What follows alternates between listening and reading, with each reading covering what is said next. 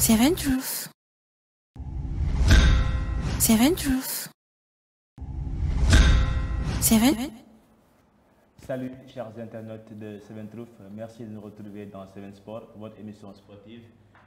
tous les lundis à partir de 19h à travers nos différentes plateformes digitales. Alors aujourd'hui, Seven Sport accueille un grand monsieur, accueille un lutteur issu de la localité de Sangalkam, en tout cas un jeune de Sangalkam, un jeune lutteur vraiment qui a été l'espoir de tout un peuple pendant un bon bout de temps. Depuis longtemps nag ku ka dégg ci wàllum làmb tey Seven Sport invité ko pour waxtaan ak moom tey si li waral booba léegi dégg ci làmb mais aussi pour waxtaan ak moom ci àdduna waxtaan ak moom ci carrière mais aussi si problème difficulté yi nga xamante ni les lutteurs de Sangalkam ñu ngi koy dund actuellement au niveau de la localité. Alors Sa Thiès ñu koy oowee mais turam dëgg Aliou Sène la ñu jox ko kàddu gi mu nuyoo ak suñuy internautes yi nga xamante ni ñu ngi suivre suñuy différentes plateformes digitales Sa maa ngi lay nuyu. Oui maa lay fay Fodé Gassama maa lay char bu baax di la jaajëfal di rafetlu émission bi xam nga bon lii nag daf ñu manqué woon quoi surtout nag Sangalkam tey war nañ mën a am yu bëri yoo xam ne dafa lëndëmoon ci bopp gars yi ñu leeral ko te tamit moment xëy na moment bii la ko yàlla dogal di nuyu ñëpp ñu ñuy seetaan si internet yi xam nga ñu ngi leen di bëgg di leen wax Sa Thiès mi ngi ni doomu Sangalkam alias Sa D'office lañ ko xamee bu dee arène bi moom Sa D'office la ñuy wax ñu gën ma xam ci Aliou Sène maa ngi nuyu ñëpp di siyaar ñëpp. merci beaucoup ñu ngi lay dalal bu baax en tout cas fii Seven Truth dina xam ne kat fii sa kër la aussi Seven Truth est là pour aussi la localité lépp loo xamante aussi war nañ ko waxtaanee fii rek ce sera ici avec beaucoup de plaisir en tout cas tey ça pour ñu suñu no présenter suñu mbokku internet yi nga xam ne ñu ngi suivre tey kan mooy Aliou Sène Sa Thiès jaar-jaaram lan ngay wax suñu internet. waaw mais Aliou Sène de benn ndaw la bu nekk Sangalkam xam nga nekk doomu dëkk bi ba pare nekk koo xam ne dafa bëri na ay jaar-jaar tey jii xam nga nekk ne doon jàng noonu duggoon ci école bi doon jàng jékki-jékki dem ba CM2 bàyyi yàlla ubbil ñu nag ñu dugg ci làmb ji xam nga progressé si pendant benn 8 ans 6 ans xam nga tey mun naa ne daal moo nekkaat nii di wax ak yéen bëri na ay yoo xam ne nag ñu dem ba ci biir moom dinañ ko mën a leeral quoi. alors bu ñu ñëwee si choix làmb bi. lan moo la inspiré sa passion la wala da nga am koo xamante ne sa royukaay la sa idole la comme tout jeune nga bëgg a mel ni moom qu'est-ce qui t'a poussé à entrer dans la lutte. non pour moi nag man lu ma si xawoon poussé pour ma dugg si genre parce que dañu yàgg toog fii bañ nekkee booy nekk suñuy grand frère tey jii bëri na fii tey ñoo xam ne mën naa lim seen tour gars yi du jóge feneen ñëw xam nga rek di leen di ñuy bëree fu ñu dem ñu leen di daan affaire yooyu noonu ñu nekk ñoo xam ne ay ndaw lañu boobu amaguñ sax 20 ans ñu ne non lii dafa yomb quoi fougue de jeunesse boobu moo ñu ci dugal comme ça bañ boobu ñett jógee fële ñëw fii sax bu ñu fa tefee 4 avril yi yow xam nga ci dara 4 avril yi nekk fii gars yi bu ñu ko organisé gis yeneen gars yi ñu ñëw fii jël ko xam nga Sangalkam amul benn mbër boo xam ne tey jii comme fu ñuy li ñuy déggee Bambilor Noflaay ak yeneen dëkk yi ba biir Dakar ñu ne pourquoi pas ñun tamit comme que ñun yàlla may nañu fëggu bi yàlla may nañu fit bi te tamit ñàkkuñu xam-xam bi ñu ne bon xaaral ñu dugg si rek mais lu ci gën a tax ñu sóobu ci moom mooy maanaam dañu doon gis suñu grand frère yi fi nekkoon doon pratiquer affaire bi ñu gis ne chaque instant gars yi dañuy ñëw xam nga di ko jël di dem loolu moo gën a tax ñu sóobu ci daal. grand yooyu noonu ñàkk mën la wala nga jàpp ni peut-être. non parce que gars yi yële ñu gën a dañu jiit si affaire yi waaw grand yi mu du ñàkk mën sax mais dañu jiit si affaire yi quoi dañu see jiit ba pare ñëw di ko pratiquer nag. ba pare xam nga rek ñoom bu ñu ñëwee fekk fi gars yi noonu gars yi tamit màgg bëre lañu quoi dugg si ak doole entraîné noonu dugg si rek xam nga waaw après nag day xaw a métti koo xam ne moom da kaa yàgg pratiquer day xaw a métti quoi. alors bu ñuy tudd Sangalkam historique Sangalkam ci wàllum làmb. tey ñun amuñu chance fekkee génération yu bëri mais seen génération dañu fekkee da ngeen tàmbali tournoi Mbapat yi ay ñu Pakala ñun Rijal. Sa Thiès ay Pape Morlo sa xarit. te ñoo ñëpp tey ñoo commencé def ay tournois ci koñ yi. mais à un moment dem ba tournoi yi amatul. dem ba Sangalkam 4 avril le combat di am. donc mu nekk événement boo xamante aussi foyer moo ko doon organisé. donc gën na am depuis 2 ans maintenant. peut-être c'est dû à la Covid-19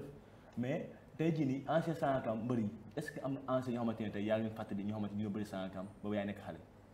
bon man lu ma si mën a fàttaliku nag mun naa ne temps boobu sax genre fekkul ma ñëw Sangalkam wala bu fi ñëwee tamit fekk naa boobu mu nekk booy parce que man si je me trompe pas 2002 laa fi ñëw. mun naa ne 2002 laa fi ñëw waaye tey foo taxaw si garage bi nga laajte ma manqué naa sama empreinte si zone bi nag. tey amaana tey kenn umpale mu ñu bëri xam nañ ma fu ñu ma gis dañ ne diw mi ngi ne mais tey lu ma si mën a fàttaliku daal déggoon nañ fi am nañ fi ay ancien mbër ku si mel ni Modou Faye ñu naan ko Guérane tey boobu noonu ñooñu lañ fi xamoon bu dul loolu noonu suñu grand yi fii fi nekkoon ñoom Assane ñoom àdduna lu ma ciy fàttaliku daal ba ñuy nekk booy ñoom Assane ñoom Thierno Faye ñoom Tamsir ñooñu daal laa si jot a fàttaliku waaw ñooñu daal ñoo fi nekkoon ñoo xam ne tey jii ñun ñu ngi doon jàngi école di wàcc dem di leen seetaan waaw loolu moom am na ba si àdduna sax am na seen tournoi yu ñoom xaaw gumba organisé woon yooyu noonu terrain côté terrain basket boobu dafa fekk ñun ñu jàngi école ba génn école génn boot suñu saak dem di leen seetaan mu nekk loo xam amul boo xam dafa yàgg suñu daal waaw. alors jóge si loolu ngay fees ci lamb arène yi dem di avancer di progresser ba dugg ci arène. tu as eu à lutter 5 combats am 3 victoires 2 défaites.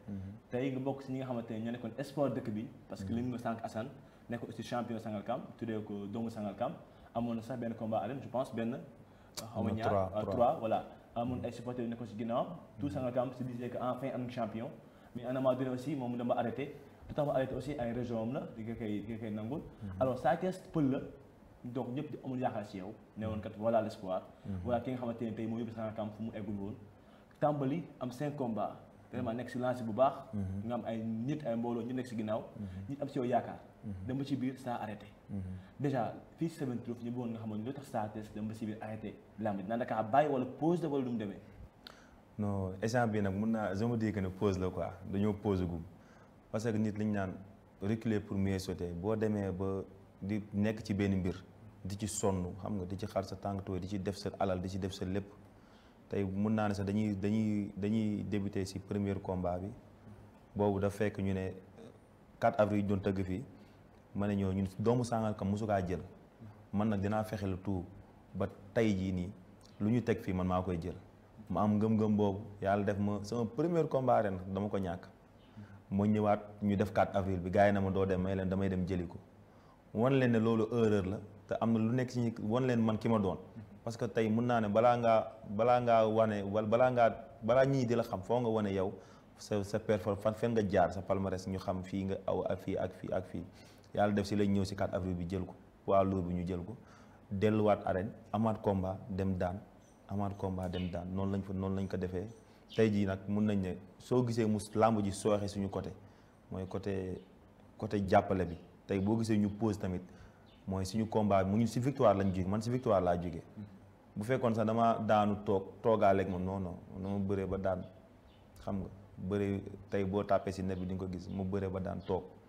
mais daan boobu nag dañ nekk combat bu ma gën a marqué sama combat yi parce que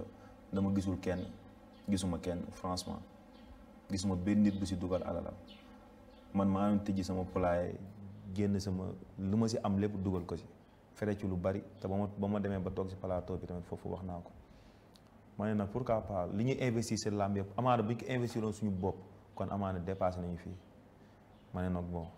boobu mais nag comme que ñun tam yàlla dañoo bindoo mënuñu leen bi taxaw ci nit naan ko defal ñu lu defal ñun ay bañkat lañ te loolu ñëpp mën nañu ko seedal ci dëkk bi nit mënu laa wax dañuy dugg si këram di ko wax may ñu 100 francs bu dul dañoo am làmb te loolu nañ jàpp ne c'est normal parce que loo xam ne du yow kese yaa ko mën a defal sa bopp c'est que mbëri mag yi sax yi fay ko ay centaines de millions dañuy wut ñu leen di jàppal dañuy toog di ko wax ñun nag mënuñu nekk ay ndaw nekk ci town bi xam nga di ñafe ba tey wane suñu bopp ba nit ñi teg seen bët ba pare mënuñu ñoo jàppale loolu mooy problème boobu maa ko jàppale loolu mbëri yi la en général wala ça personnellement mu sentir boobu comportement non boo xool mbëri la parce que am na sama benn ko suñu àdduna ku ne xam na ko Sangalkam mu ci na combat bi mujj nu mu demee ñun ñoo si nekk di sonn mënuñu laa génn sa benn 300 000 yoo xam ne tey ji nit déplacé wu ñu ñëw jox ko te fu ñu la koy joxee wala 200 000 ñoo jox fu ñu la koy joxee dañuy bàyyi ba jour ji làmb te làmb du jour ji maanaam li ngay préparation moo si ëpp solo ak li ngay waajalee sa bopp loolu kay si am solo jour ji ay mottali la rek parce que yow jour bi sax mbër bi boo xoolee day féex sportif boo gis jour ji day féex parce que day mel ni poids bi dañ ko wàccee ci moom mais avant bi préparation yooyu noonu ak waajal sa bopp bi ak say mbokk ak ñi la encadré loolu mooy wax ji. alors ça est-ce que ñàkk jàppale bi nekkul aussi benn manque d'organisation à votre niveau bu doon tey am ngeen écurie bi ngeen entraîné au niveau de Sangalkam tey ñu xamee ne kat écurie bii nii mooy écurie Sangalkam képp kuy dem Sangalkam ngay bëri aussi fii nga nekk am président bu ñëpp xam est-ce que du doon gën a yomb démarche yi mën a am pour képp koy jàppale xam ne fii laa jaar pour jàppale la parce que parfois ça nit yi mën na mën a jàppale mais peut-être xëy na sa taxawaay ci benn anam moo tax. tey jii nii autorités yu bëri bu ñu gisee ni kat yow da ngeen sànni xeer ci yeneen anam wàllum politique donc tey boo xewlee souvent on voit que ni ñoom dañu naan ñett pour jàppale la doon loo xamante ni ce sera évident. est-ce que tey nekkul peut-être manque d'organisation moo signifié lii yëpp. non par rapport ak yeneen ville yeneen villages yi ñu wër nii yeneen dëkk yi ñu wër bon ñoom mun naa ne seen ancien lutteurs yi foofu ñoom ñoo lijjanti seen i kayit pour taxawal seen propre écurie dafa nekk ñoo xam dañ ci doon dund dañ ko doon dund à un moment donné ñu dem ba tey ji ñoom amuñu si fenn bu ñu gisee ay ndaw yu ko bëgg ñoom dañuy jug duñu xaar ñu woo leen mbir moom la ma naan loo bokk ak loo bëgg yow doo ci xaar kenn da ngay demal sa bopp man noonu laa gisee quoi mais comme mënuma tëb gën si nekk booy Assane mi ngi fi àdduna mi ngi fi tey ñun Kër Ndiaye la ñuy entraîné bu ñu sañoon kenn du nit ki kuy wàllu yaan daa fekk sa dëkk tëggul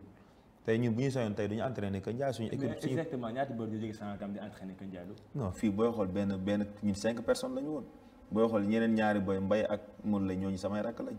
booy xool maag Assane fi nekkoon ak àdduna ñun ñoo fi nekkoon doon dem di entraîné foofu mais tamit ñu dem foofu ñun tamit ñu jox ñu cër respecté ñu parce que ñun lu ñuy def mun nañ ko te gëm nañ ko buñ demee foofu si kaw lañ ñuy teg ñu nekkoon fa ay yaakaar nag waaw ba nii chaque instant dañuy woo lu xew dañuy woo lu xew lu fu munti am ñun bu ñu ñëwul duñ si def dara te ñun ñëwuñu am fu ñu teg jox ñu cër maa ngi leen nuyu au passage di leen big up ñoom ñëpp quoi waaw. donc finalement Kër Ndiaye nga nekk di entraîné équipe boobu donc fa la usine doole nekk n'est-ce pas. waaw fa la nekk moom mooy ténor bi waaw. ok alors comme ni nga ko sànq ginnaaw ba aussi appui amul tey ça exactement quels sont les problèmes yi nga xamante ni moom la bëri di rencontrer au niveau de Sangalkam yaa ngi wax sànq ni jàppale ñu leen. mais jàppale aussi ça est-ce que yow ay bon combat da nga dem solliciter aide maire bi par exemple. mais bien sûr ñun bu ñu amee combat ñëpp la ñu taalal loxo parce que affaire combat du affaire de politique du affaire u dëkk la am na loo xam ne foofu ñu génne ko suñu esprit yi maanaam ça en tant que lutteur moom mooy bëre te buy bëre ñi koy seetaane si doomu dëkk bi lañu te doomu dëkk bi am na ñu ànd ak ñoom am na ñu àndul ak ñoom donc pour moom bu la defar taxee jukki yow bul xool ko far yow ak ko farul ak yow man loolu laa si am lu ma siy wax quoi comme man su may bëre tey du man xaalis boobu noonu du man lañ koy jox du man maa koy lekk en personne sama tour nag lañ koy joxe mais tey gars yi dañuy non mais soo déggee mel du man maa koy lekk tey xaalis boobu tey boo si paree da nga siy togg da ngay togg tey booy bëri ay ñaari mbara ngay taal fii dëkk bi yëpp dañuy ñëw lu si war yëpp da nga koy def tey billet yi jënd du ñun ñoo leen koy jëndal yow ku ne xam ne supporteru Sangalkam fii nu mu demee yow yaa ngi si xam nga si sport bi xam nga nu muy demee fii da ngay jox lekk nga lekk ba suuf jox la ticket jox la ticket neexal leen pour ñu dem boo amee noo mel sax du ñu dem peut-être man sax am na nu ma mel ci temps parce que man fu ne ni ma mel ak waa dëkk bi la fu ne man awma foo xam ne frontière la fu ne laay toog fu ne laay fréquenté boo yëpp samay gaañ lañ par rapport ak ñeneen ñi tey man lu ma ci am sax mun naa ne sama di que ne ñeneen amuñu ko si mais loolu laa gën a mooy du cadre parce que ñun si ñoom lañ si gars yi lañ nekkoon ñun même bu ñu jàppale dañu war a jàpp parce que liggéeyal nañ ko dëkk bi liggéeyal nañ leen ko ñoom lu tax ñu jàppale ñu te tey jii bu ñu yàlla may doon combat dañuy duggaat fépp fu ñu war a dugg ci dëkk bi du ñu am xaaj ak seen parce que loolu nag c'est différent ak yenn yi fi am ak yenn politique ak yooyu noonu quoi. alors sànq da ngaa wax pause donc ba nga pause aussi est-ce que jamono jii nii ça pare na pour jël benn combat bëri actuellement pour Sangalkam parce que tamit dëkk bi comme ni ko waxee sànq commencé nañ perdre vraiment lu ñu amoon bu njëkk ba. amatuñu mbër amatuñu champion rarement nga dégg mbëru Sangalkam am na donc voilà est-ce que actuellement ça jël na décision reprendre combat yi. non ñun mooy li wala sànq loolu moo ñu ci dugaloon tey loolu moo ñu ci dugaloon mooy maanaam dëkk bi am benn champion boo xam dafay yeewoo fu ñuy dégg ñeneen ñu mën ko limaar mais tey soo gisee ma ne la pause boobu noonu am parce que tey nu ñu waroon taxawal la ñu taxawawul foo nga am combat yow kese nga jël sa xaalis ak say mbokk sa copain yi da lay wane yow ñi la jege ñoom bu ñu yoroon lu ñu la mën a dimbale amaana kon doo taxaw di ko réclamer kon ba tey ñu ñuy dégg fu nekk parce que bu dee ndaw lañ ay xale lañ ñun amaguñ sax 30 ans man 28 ans la am na loo xam ne kon ñun nekkuñu fi boo ñu xoolee suñu mun nga ñuy jox ay mag mais ñun ay xale lañ yow dara ump la fi kon jàppale boobu noonu moo xaw a des tuuti daal si ñun parce que tey même bu dul man mais man damay comme ni nga waxee comme nu position yi ma taxawee mais am na ñu ko taxaweewul kon nañ dimbali ñooñu au moins man su ma génnul sax parce que yéene bi mu am sama bopp laa am ci àdduna laa am ci Assane laa am ci sama rakk yi di ñëw kon nañ ko jàppalee ñooñu parce que ku génn rek Sangalkam ngay représenté dootul nekk en tant que yow sa jëmm ji mais Sangalkam population Sangalkam ngay représenté ak zone bi ngay représenté parce que ñun bu ñuy génn fee waa Kër Ndiallo dañuy ñëw man sama kër waa Kër Ndiallo dañu fay ñëw waa Dent dañuy ñëw waa Bamlo dañuy ñëw fu nekk da nga fa am ay nit am fay soppe dañuy passe déplacé ñëw nekk ak yow gunge la dem stade loolu tamit dama bëgg gars yi bàyyi si xel. mais saa yoo tey yàlla def na aussi am benn connaissance je peux dire tey nga am combat du jafe si yow parce que aussi comme li nga fréquenté nga aussi ay nit yoo xamante ne tey ay promoteur Sangalkam sax on salue au passage Grand Salam nekk ci promoteur boo xamante ne mu ngi tëgg ay làmb te saa yu tëgg aussi dina jël doomu dëkk bi boo leen ci alors est-ce que yow même bu yow sax est-ce que parfois di nga branché yenn booy yi pour ñu mun amee combat di bëri àll. non bien sûr parce que man combat mbay bi passé rek man maa ko lijjanti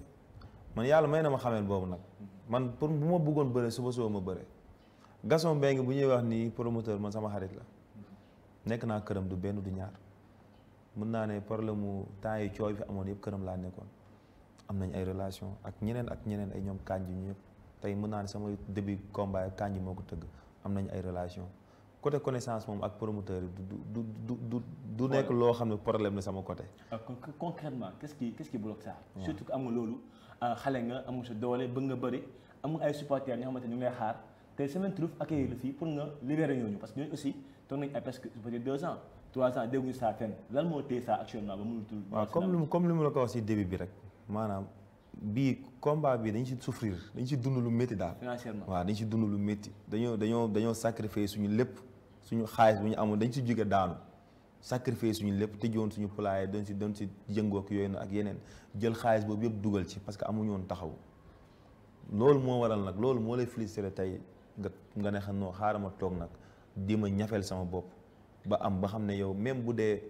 buñ lay jàppale doo ko xaar à 80% waaw mun nga koy xaar à 30% rek. mais actuellement kon ça mu ngi ci leneen su ma déggee wax ji bu baax. ah bien sûr ñun tooguñu tamit ñu ngi si leneen ñu ngi si activité ñu ngi si yeneen parce que tamit quoi qu'on puisse dire ñun ay kilifa lañ am na loo xam ay responsable lañ tamit ñoo yor suñu kër. entraînement yi nag dañoo boole ak activité yooyu. waaw ñun des fois xam nga ñun moom entraînement même sama di même bu dul làmb sax ñun dafa nekk suñu yaram ba pare ay ndaw dañ kaa bëgg sport dañ ko bëgg muy football muy leneen chaque heure bu ñu amee temps dañuy dem defuñu ko yitte comme niñ ko defee woon yitte nag. comme par rapport nga si def ay 2 séances yooyu noonu coono boobu dootoo ko da ngay juste da ngay defar pour maintenir sa forme rek mais tey amaana bu leneen amoon pour nga yëngatuwaat pour nga xam ne boo yëngatuwaat day yomb. mais ça est-ce que kon bëre Sangalkam nekkul di dem si yoon bi kenn xamul est-ce que dem di mbëkk mbir bi. non si retraite la jëm. surtout que ni ndaw yi tey doguma la mais ndaw yi xale yi tey ñoom pour ñu gën a mun fas jom il faut ñu gis benn saa bu nekk ci yoon. bu gisee tey mbëri mag yi ay saa nekk ci ay difficultés est-ce que ñoom dinañ am espoir ak gëm-gëm pour mun a continuer di persévérer. waaw loolu moo fi dal loolu moo du làmb ji kese Sangalkam si sport yëpp la Sangalkam loolu ba nga dañoo kii làmb ji rek mais sport yëpp la Sangalkam sport moo fi commencé dee parce que taxawaay jumtukaay yu war ak taxawaay yu war amuñu ko biir Sangalkam. mais ça est-ce que encore une fois dama ñëwaat si moom organisation. est-ce que tey bu ngeen organisé woon tey mettre en place ay stratégie ba am écurie boo xamante ne tey elle est formelle reconnue par le CNG comme tey wax nga ko sànq nee nga ay noflaay amoon nañu ay mag mais ngeen waxtaan autour d'une table parce que aussi famille je pense que yéen a mën oote seen biir waxtaan teg ay stratégie ndax am na loo xamante ne tey bu ngeen ko defoon tey je pense que les autorités seront obligées je dis bien obligées jàppale leen ndax tey bu ñuy écurie Sangalkam moo xewle am nañ combat je pense que loolu ñu ci jàpp loolu c'est une honte même pour eux. mais Bambilor bu ñuy joxe seen subvention yi dañ si doon boole mbëri. mais parce que am écurie moo tax. non même bu ñu amee écurie mais ñun Sangalkam ku ne xam ne ñun ñoo fi nekkoon doon représenté gars yi même bu dul dara ñun waroon nañu mën a génneel dara ñu ne organiser wu leen wala kat jim ne si def lii ak lii maanaam nit ki boo koy jàppale du cadre da nga yëgti xaalis di ko jox comme ça da nga ñëw ne ko carrément lii ak lii ñu toll lay kay teg la ci yoon ñoom ñoo ñu gën a xam yoon bi bien vrai que ñun ñoo koy pratiquer mais xam naa ne ñoom ñoo ñu gën a xam yoon bi mais ça est-ce que à votre niveau yéen a ngi xalaat ci am écurie au niveau de Sangalkam. non pour le moment day xaw a difficile parce que ñun bari wuñ fi bari boo xam ne tey écurie dafa laaj période lu mu dee di nga am 20 personnes minimum 10 personnes. kon Sangalkam ñu toll nii yëpp mbëri matuñu 10. non matuñu 10 matuñu sax 5 fii boo xool benn 4 personnes 3 personnes 4 personnes ñoo fi nekk. yaa ngi am déficit alors. voilà te gis nga Assane àdduna ñoom ñëpp chaque jour ñi ngi entraîné ñoom moo la ñi ngi entraîné booy xool man sax maa dematul saal maa nekk ci suuf seeg yooyu noonu mais ñoom chaque instant ñi ngi boot seen saak dem te jusqu'à présent ñoom àdduna ñi ngi am ngëm-ngëm bu bëre kon ne leen gars yi geesu. yow amoo ko yow jamono ji. non pour le moment man moom damaa pause ba si kanam ba gën a jékku daal kon jamono gi saa yow bu lay tegloon avance combat arène doo ko bëri. non pour le moment nii non franchement du ma ko jël vaut mieux ma boole kaag ma jox ko àdduna mu bëre ko ndax xam naa ne moo gën a pare physiquement parce que yabu ma waa Sangalkam tamit nag su ma demee bay jël comme ni ma meloon laay mel nag su ma summee ko wala tey fu ma taxaw ñu xam ne diw mii kat waaw mi ngi ni suñu yaakaar suñu xel dal na ci moom mais pour le moment nii booy xoolee ñoom àdduna ñoo gën a tax ñoo si gën a nekk ñoom ñoo koy gën a pratiquer que man ndax chaque instant ñi ngi boot seen sac dem entraîner di ko lii man des fois léegi job bi ak yooyu mayatu la ko parce que tamit ñun lu ñu gàllankoor dafa bëri fóode ñu nee nañ la dañoo juddu rek teel a nekk ay responsable loolu tamit da lay jéem a empêche parce que te làmb lu mu laaj dafa métti minimum da nga def 2 séances boo ko mënulee war nga def 2 séances te 2 séances boobu mënoo ko booleeg ay yenn liggéey yi ba pare bëgg si yor sa kër day métti am na loo xam ne moom mënuñu ko wax dañ koy natt si xel rek. waaw mais ça la ñuy wax si supporter ñi nga xamante ne yàgg nañu la bëgg seetaan boobu ba léegi dégguñu la fenn gisuñu la fenn lan ngeen di wax tey par rapport ak suite bi. waaw ñun ñu ngi suñu rukk rek toog concentré wu suñu bopp xam nga jéem a ñafeel suñu bopp parce que loolu moo fi des quoi bu ñu yàlla suturaale nag ba yenn yi ñu bëgg ñu am ko bon pour ñëwaat connaissance u làmb bi comme lu ma ko waxee sànq rek loolu moom yàlla def na ko suñun quoi connaissance bi yàlla def na ko pour ñu amaat ko tamit du problème quoi. ça mën na ñëwaat mais xamoo kañ. non mënuma promettre kenn rek jour bi. alors tel la d'accord saa ñu ñëw si benn point bi nga xamante ne peut-être mooy conclure sujet bi muy par rapport ak sa taxawaay yow si dëkk bi. comme la ko waxee sànq yaa ngi reproché ñàkk jàppale comme la ko waxee sànq est-ce que nekkul tamit exactement ce comportement vis-à-vis ak autorité moo gën a tax tey bu saa ootee ñu ko sawar jàppale parce que ça tamit gars yi gis nañ tamit da nga xaw a ignorer autorité yi yaa ngi sànni xeer de gauche à droite le sujet est un peu politique mais c'est la réalité. est-ce que tey loolu nekkul gàllankoor saa kees si progression làmb. non man ba may bëree sama combat bi ñoom laa àndaloon autorité yi nekk fi laa àndaloon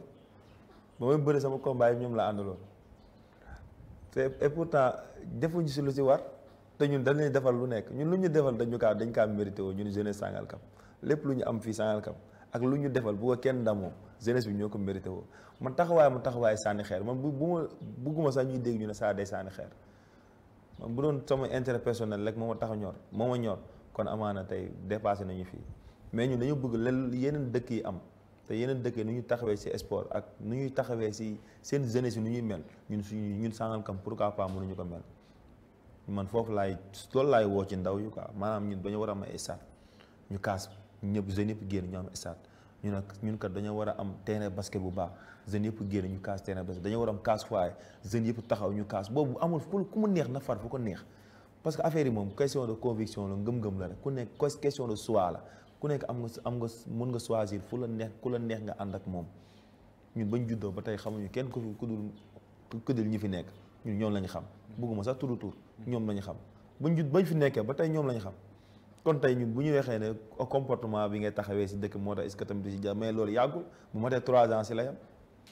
waaw bon léegi sa solution par rapport ak problème bi nga xamante ni ba yaa ngi koy rencontré na sànq wax nga ko fu ñu jëm nii dañuy bëgg miir bi ñu bañ a egg fi miir bi nag lan la ñu war a def tey ba sauver làmb fii Sangalkam. taxawaat rek jàppale gars yi comme ni nga ko waxee rek gars yi booloo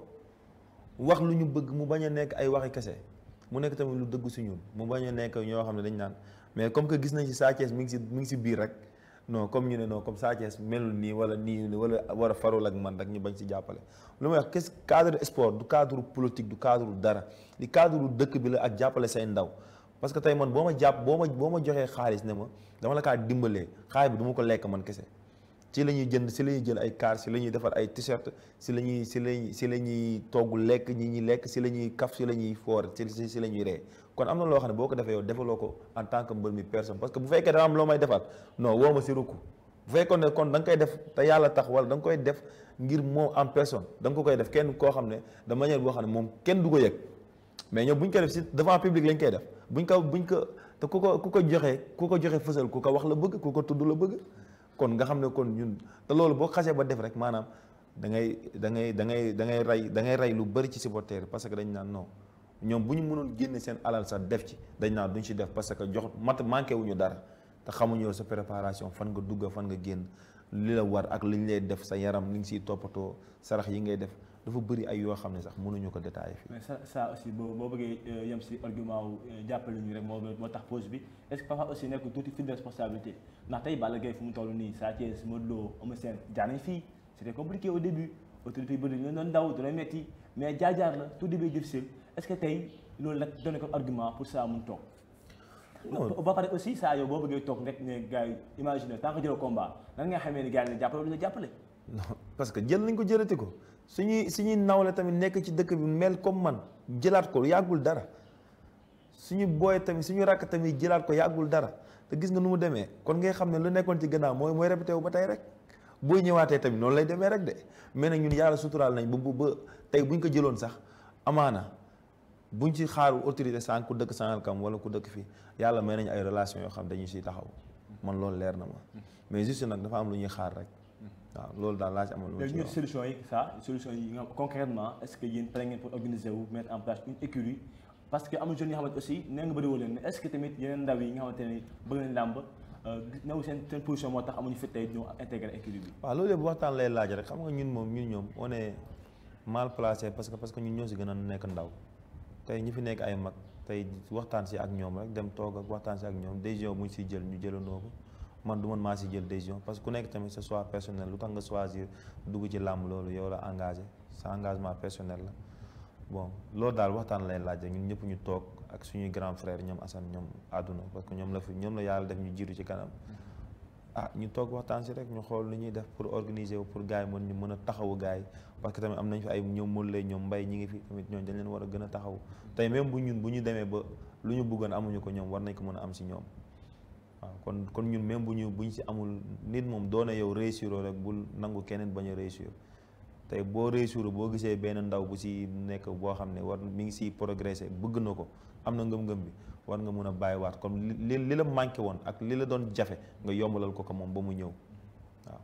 bon ñu ngi ci fin émission bi ça donc y a aussi ay informations yoo joxe si yeneen discipline donc ñu bàyyi la nga tàggu ak mbokku internet bi ñu suivre ak mbokku Sangalkam ak tout le monde entier mais aussi seen mbokku lutteurs. par rapport ak message booy lancé pour terminer l'émission. waaw gars yi lu ma leen di waxaat rek mooy di remercier waat ñëpp di rafetlu émission bi bon di la sant yow di sant ñëpp ñuy seetaan internet beeg yëpp ñëpp ñuy seetaan maa leen di remercier bu baax bon di gën a waxaat sama gars yi rek ñu gën a jàpp nga xam ne affaire moom daa métti dara xëyul tout début et li ñu koy waxee tout début est difficile lépp loo gis rek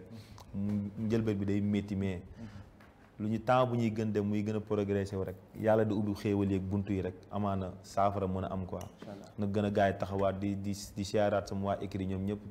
di jël nuyoo bi teg ko si loxo usine doole mu joxoon ma ko gars yi du nuyuwaat Assane àdduna Mbay Molle ñoo fi nekk ak man ak sama doomu nday Amdi Moustapha ñu ngi leen di bégge bu baax